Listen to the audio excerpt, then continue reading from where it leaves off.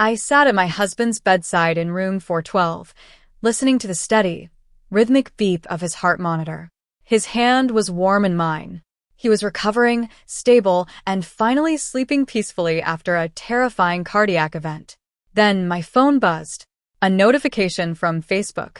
My stepdaughter, Chloe, had posted a photo of her father with a black ribbon draped over the corner. The caption read, "Rest in peace, Dad. God took you from us too soon. I promise to protect your legacy and your home." Within minutes, my phone blew up with condolences and crying relatives began calling. I stared at the screen, then looked over at my very much alive husband breathing softly next to me. Chloe hadn't visited him once in the hospital, but as I read her post, I realized this wasn't a tragic misunderstanding. It was a calculated move to seize our life before his heart even had time to heal. My name is Sarah, and at 32, I thought I had built a peaceful, grounded life with my husband, Mark, who is 54. We had been married for 5 wonderful years, sharing a quiet, comfortable home funded by Mark's successful commercial contracting business. But our marital bliss was always shadowed by one constant, icy presence: Mark's 24-year-old daughter, Chloe. From the day I met her, Chloe viewed me not as her father's partner, but as an intruder standing between her and her father's wealth. Her entitlement was legendary, constantly making subtle jabs about my age and assuming Mark's entire estate was her birthright. Then the unthinkable happened.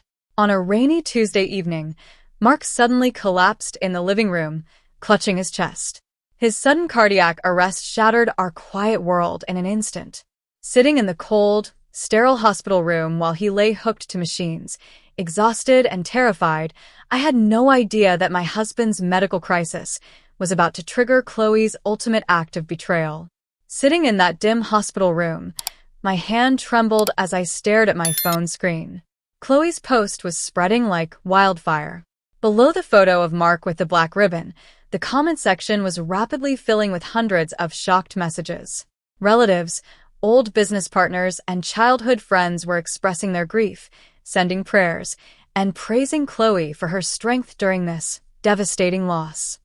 Then came the darker comments. Chloe was actively replying to people, dropping calculated hints that Mark's sudden passing was suspicious and that certain people had kept him isolated in his final hours. She was framing herself as the grieving, noble heir while subtly painting me as a heartless monster. It hit me with sickening clarity. This wasn't an emotional mistake. Chloe posted the lie to trigger an immediate family crisis, positioning herself to take over Mark's estate before anyone could question her authority. Panicked, I called her number repeatedly to demand she take it down. She declined every single call, completely ignoring me while continuing to post updates about upcoming memorial arrangements. By 8 a.m., the quiet hallway outside room 412 turned into utter chaos. Distraught relatives and sobbing family friends, completely fooled by Chloe's viral post, began arriving at the intensive care unit. Nurses scrambled to keep the crowd quiet while I stood at the doorway, forced to explain over and over that Mark was alive, resting and recovering. Then the elevator door slid open and Chloe walked out. She wasn't crying. She wore designer sunglasses pushed atop her head and carried a sleek leather briefcase. Dressed in sharp black business attire, she looked less like a grieving daughter and more like a CEO arriving for a takeover. When her eyes met mine, her expression hardened instantly into pure ice. Stepping past the bewildered relatives, she cornered me near the nurse's station, keeping her voice low and venomous. "I know how this works, Sarah," she whispered, her eyes flashing with cold ambition. "You're just waiting to liquidate his business and take everything. Hand over his office keys, his laptop, and the estate documents right now. I'm taking control of Dad's affairs before you ruin them." When I walked back into room 412, Mark's eyes were open. His heart monitor tapped out a slow, steady rhythm. Seeing him awake brought tears to my eyes, but the moment I explained what Chloe was doing, his expression shifted from relief to crushing heartbreak. His own daughter had declared him dead to seize his life's work. Yet, beneath his sadness, Mark's sharp business instincts kicked in. "If she thinks I'm gone," he whispered, his voice weak but determined, Let's see just how far she'll go. Instead of posting a public correction right away, we chose a silent strategy. From his hospital bed, Mark called his estate lawyer on a secure line, revoking Chloe's emergency access to any accounts. Meanwhile, I contacted our home security provider to lock down our digital smart locks and set up real-time camera alerts. We knew Chloe wouldn't stop at the hospital. She was about to make a move on our house, and we were going to catch every single second of it. By mid-afternoon, my phone buzzed in my hand with a series of urgent security alerts. I opened the live camera feed from our home surveillance app, and my breath caught in my throat. There, on the high-definition screen, was Chloe, standing on our front porch alongside her boyfriend. Using a spare key she must have taken years ago, she unlocked the front door and walked right inside, as if she owned the place. I watched in absolute disbelief as they headed straight for Mark's private home office. Chloe didn't look back or hesitate for a single second.